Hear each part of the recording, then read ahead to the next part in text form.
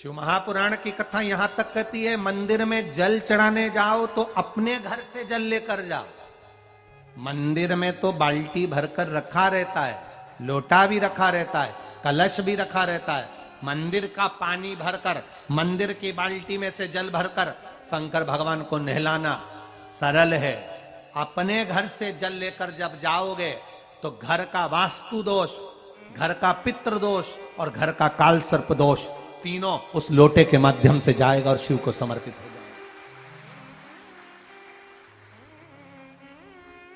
आज फिर निवेदन करूंगा, इस नेपाल देश की पावन धरा से डोलेश्वर महादेव की कथा में निवेदन करना चाहूंगा, जो बेटा बेटी नौकरी के लिए अप्लाई कर रहे हैं, जो बेटा बेटी चाहे सरकारी नौकरी हो, प्राइवेट नौकरी हो, सर्विस के लिए अप्लाई कर रहे हैं, उन बेटा बेटियों से निवेदन है, दुर्वा शिवजी को समर्पित कर कर केवल दूब जानते हो ना, दुर्वा सब जानते हैं। दुबा जो माला पिनाई थी उसमें बहुत सारी लगी थी, पढ़ी है यहां, बताना जरा।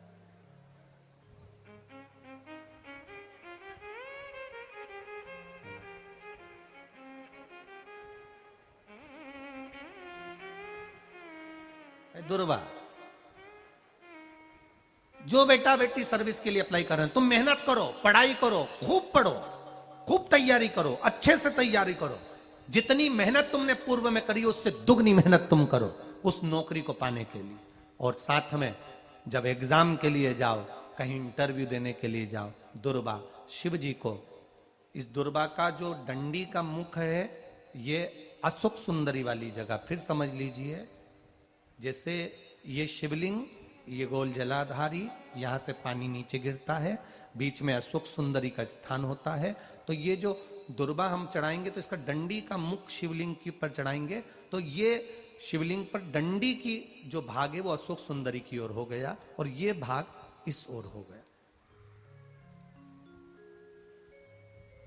शिव जी को समर्पित कर कर पहले दुर्वा चढ़ाएंगे, उसके बाद में देवादिदेव महादेव को एक लोटा जल जो तुम घर से लेकर गए हो वो समर्पित करो।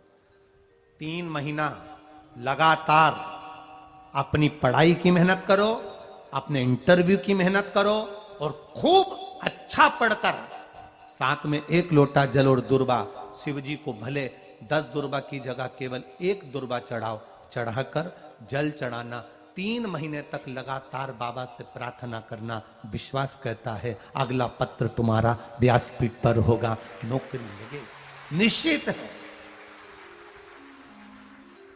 आप करो मेहनत, कर्म करने में पीछे मत हटना, पढ़ने में पीछे मत हटना, विद्या अध्ययन करने में पीछे मत हटना, अच्छी एजुकेशन पाने में पीछे मत हटना। पहले मेहनत अपनी करो।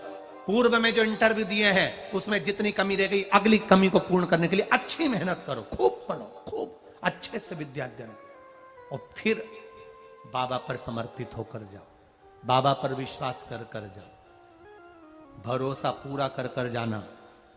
इंटरव्यू देते समय अपना विल पावर मजबूत होना चाहिए कि मेरे साथ मेरा काल अधिपति महाकाल है, अब निकल कर मानूंगी। हम दुकान खोलते हैं, कपड़े की दुकान खोल रहे हैं, किराने की दुकान खोल रहे हैं, लोहे की दुकान खोल रहे हैं, भंगार की दुकान खोल रहा है, किराना की दुकान खोल रहा है, पान की दुकान खोल रहा है। हम दुकान खोलते हैं, पर दुकान खोलने से पहले तुम्हारे 2 मन हो जाते हैं, चलेगी कि नहीं चलेगी, खोल तो लूंगी, चलेगी कि नहीं चलेगी। जिस दिन तुम दुकान खोलो 1 महीने पहले, 2 महीने पहले, 3 महीने पहले बाबा को दुर्वा चढ़ाकर, 1 लोटा जल चढ़ाकर नियम बनाकर जाना, 3 महीने बाद में दुकान खोल रही हूं, 2 महीने बाद में दुकान खोल रही हूं और मेरा विश्वास कहता है दुकान चलेगी। जिस दिन तुमने विचार कर लिया कि दुकान चलेगी कि नहीं चलेगी, तो वो नहीं चलेगी। जिस दिन तुमने विचार कर लिया कि दुकान खोल रही हूं, मेहनत करूंगी, दिल से करूंगी, भले मेरे पास ज्यादा माल नहीं है, जितना माल खरीद के लाऊंगी उतना बेच कर बताऊंगी क्योंकि मेरे साथ काल अधिपति महाकाल है, तो वो चलेगी। विश्वास दृढ़ करो, भरोसा पक्का करो। जिस दिन तुम्हारा विश्वास दृढ़ हो गया उस दिन तुम विजय हो गए, उस दिन तुम आनंदता में हो गए। बच्चों का विल पावर कमजोर हो रहा है, दोस्त कह देते हैं सीए की पढ़ाई बहुत कठिन है, इंजीनियरिंग की पढ़ाई बहुत कठिन है, डॉक्टर की पढ़ाई बहुत कठिन है। साथ वाले ऐसे मत ढूंढना जो तुम्हारा विल पावर कमजोर कर दे। ये वाली फैक्ट्री खोलेंगे तो हो सकता है नुकसान हो जाए, इसलिए ये फैक्ट्री खोलने का मन नहीं हो रहा है। फैक्ट्री का सेटअप जम गया, सब कुछ जम गया, और मालूम पड़े, विचार करा कौन चलाएगा, कैसे होगा, कैसे चलेगी, तो वो फैक्ट्री कभी नहीं चलेगी। तुमने सोच लिया कि अपने क्षेत्र में नहीं है, मेहनत करूंगा, 4 चांद लगाऊंगा, कहीं पर भी जाऊंगा, पर जीत कर बताऊंगा, तो वो फैक्ट्री भी भग दौड़ेगी। निश्चितता है आपका विल पावर कमजोर नहीं होना चाहिए।